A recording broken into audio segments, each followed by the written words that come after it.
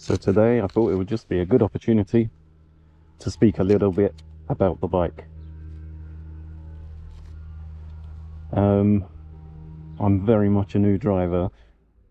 Started in March this year, done my CBT. That was my only experience of riding, and then I've gone on to this. So this I bought about 3 months ago. I know a lot of people say they've had issues with them. Some people say they don't have any issues with them. I think with a new product, there's always going to be some ups and downs with them. For me, this bike has been very good. I've not really had too much going on with it.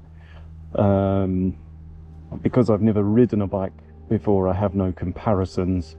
So it's very difficult to say whether things like vibration on this, which at say 40 miles per hour can be quite excessive. At 60, you feel like you're getting a free massage that you didn't ask for.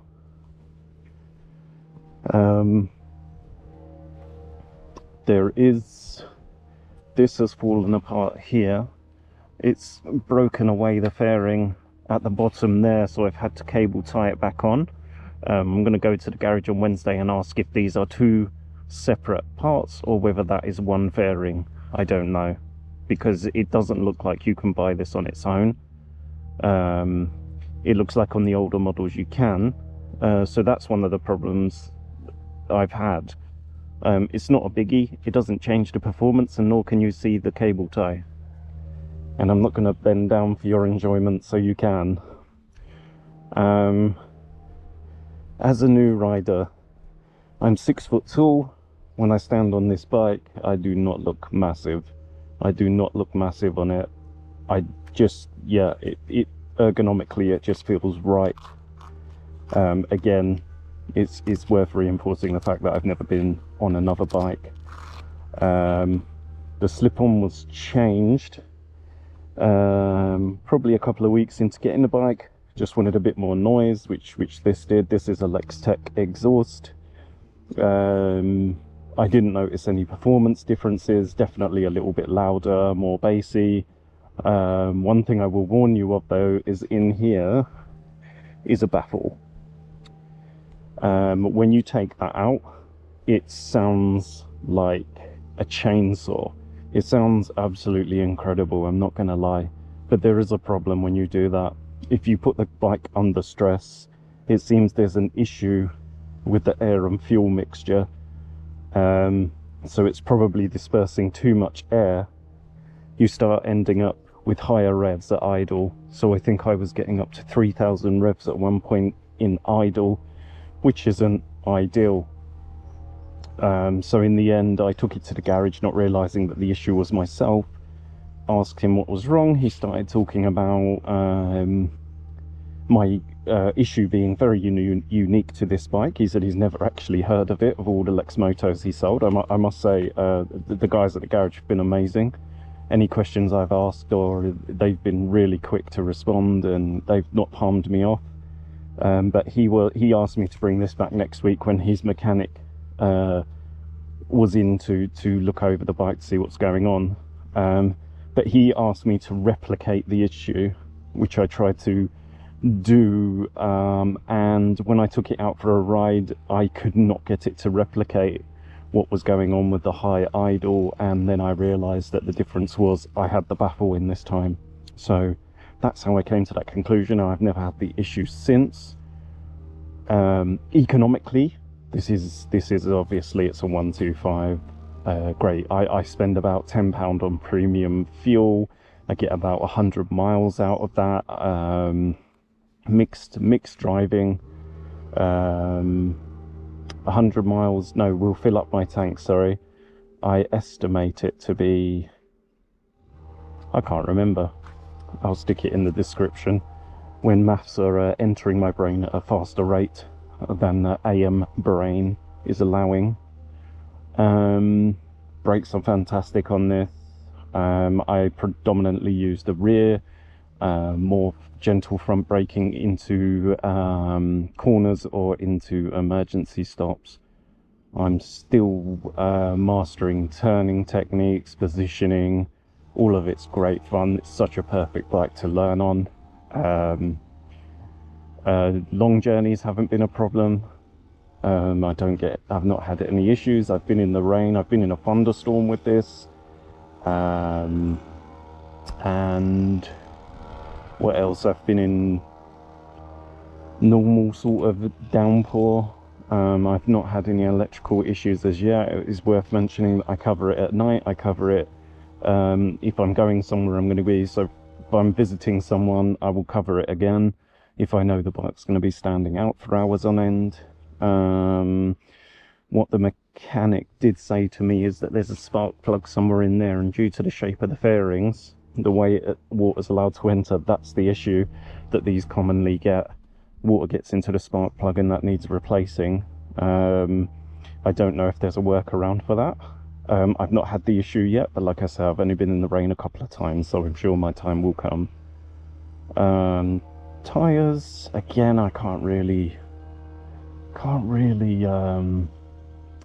it's not fair for me to judge, because again, I've only been on this. I've not been on something more well, what people rate as a higher sort of like your Bridgestones, Michelins, and God knows what else, which are going to be superior to this nylon material.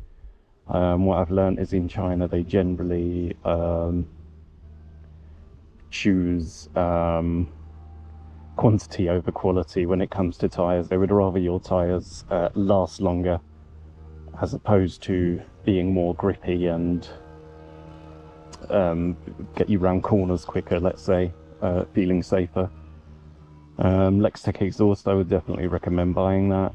It just sounds better. Not that the stock exhausts sound terrible, might add.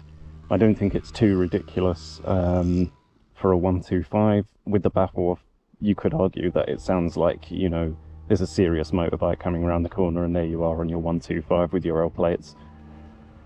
What else with this? Lights are good, had no issues with those.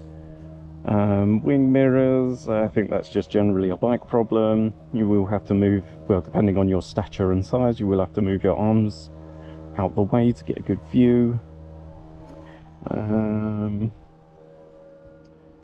Obviously, being a sports bike, it's not going to have the best turning circles, so you will have to start learning how to lean and counterbalance, either or both. Yeah, let's jump on it.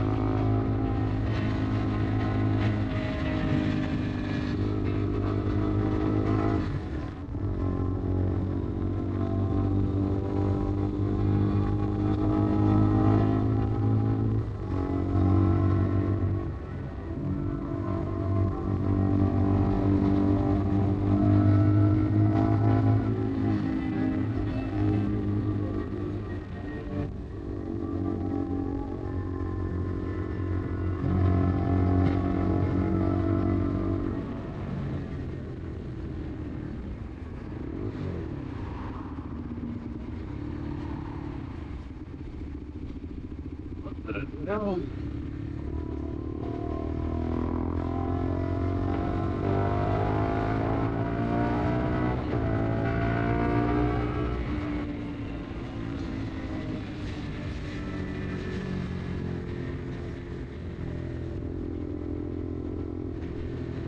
Limping home.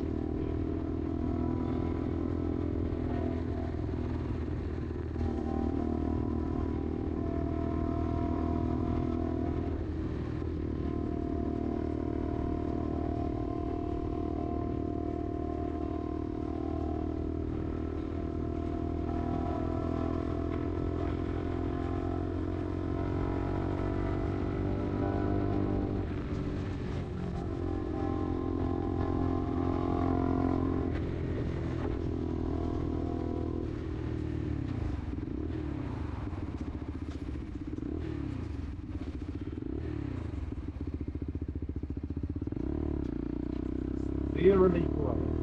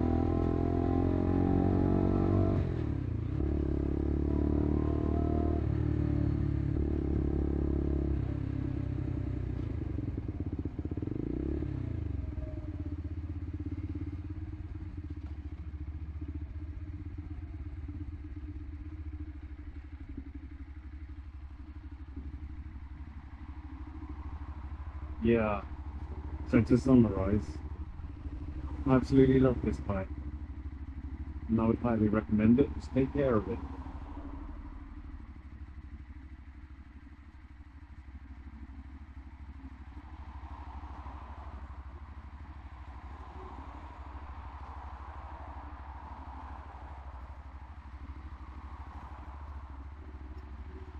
Right, better than me.